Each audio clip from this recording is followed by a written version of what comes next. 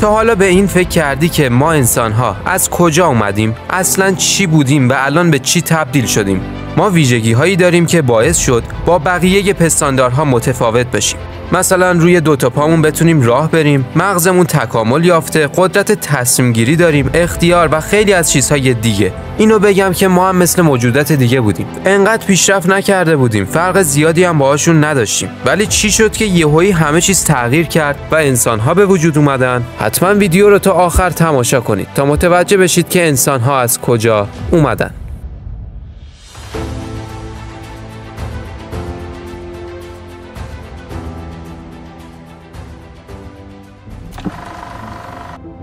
بریم حدوداً 70 میلیون سال پیش، زمانی که اولین شهاب سنگ به زمین برخورد کرد. همون زمانی که دایناسورها و خیلی از خزندگان دیگه منقرض شدن. با برخورد این شهاب سنگ به زمین همه چیز تغییر کرد. دسته حیوانات کوچکتر تازه قدرت گرفتن. فرصت داشتن که از لایه‌های زمین بیرون بیان و فرصتی برای رشد کردن داشته باشن. اون زمان حدود 75% از حیوانات و گیاهان و اکوسیستم از بین رفته بود و فقط جزئی از پستانداران، پرندگان کوچیک و خزندگان و دوزیستان و ماهی‌ها باقی مونده بودند. از اونجایی که پستانداران موقعیت‌هایی برای زیاد شدن و پر کردن زمین داشتن، به سرعت تکاملشون افزایش پیدا کرد. نهنگ‌ها جزء اولین گونه‌ها بودند. خفاش‌ها، جوندگان و میمون‌های نخستین که جزء اولین اجداد انسان‌ها بودند به وجود اومدند و 5000 گونه از حیوانات مختلف در 10 میلیون سال شکل گرفت. یکی از مهمترین پیشرفت‌ها که حدود 60 میلیون سال پیش اتفاق افتاد این بود که تکامل به دو دسته تقسیم شد. یک دسته استریپسیرین‌ها یا خیسبینیان که پوزشون نمناک بود، یک دسته هم هاپلورین‌ها خشکبینیان بودند که پوزه خشکی داشتند. اما هاپلورین‌ها که مهمتر هستن برای ما و تکامل انسان هم از همین راهه، یه جورایی دنیاشون دنیای بویایی بود. به چشماشون بیشتر تکیه می‌کردن. دید قوی‌تری داشتن، مغز هوشمندتر و وابستگی کمتری به بو داشتن. وقتی این دوتا شاخه از هم جدا شدن، هنوز هیچ کسی خبر نداشت که یکی از این شاخه ها قرار موجودی بسازه که روزی تاریخ رو بنویسه، شهر بسازه، به ماه بره و خیلی از چیزهای دیگه. هاپلورین ها همینطور تکاملشون ادامه یافت تا اینکه میلیون ها سال گذشت. از دل هاپلورین ها دو شاخه عجیب بیرون اومد، یکی تارسیرها و یکی هم سیمیان ها.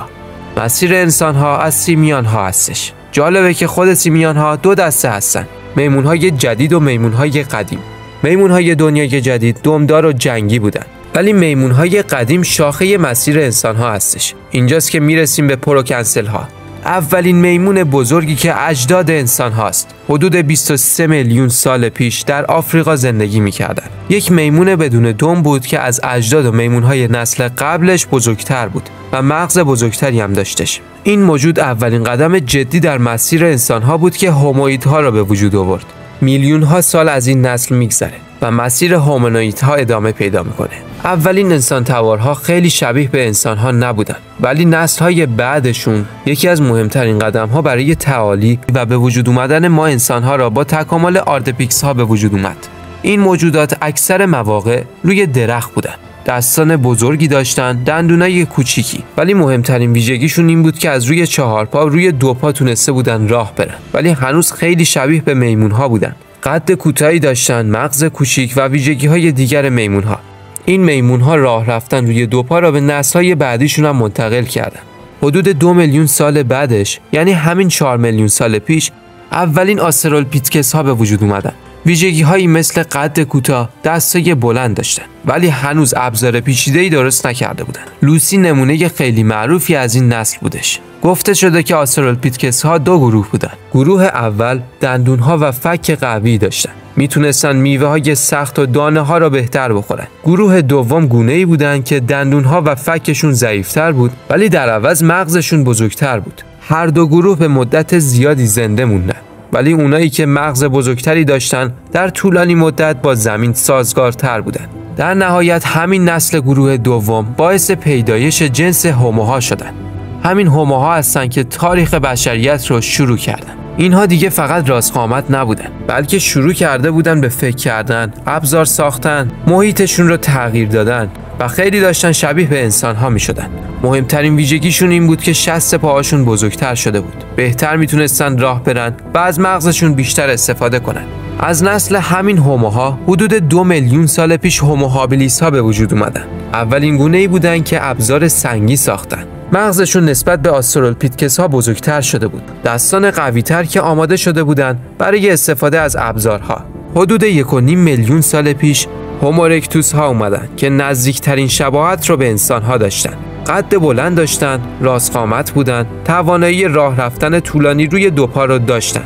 هومو ارکتوس ها اولین گونه‌ای بودن که تونسته بودن آتش رو کنترل کنن و مغز بزرگتری نسبت به هومو هابیلیس ها هم داشتن. زندگی اجتماعی رو شروع کردن، شکار گروهی میرفتن، تونسته بودن منطقه‌های جدید رو کشف کنن.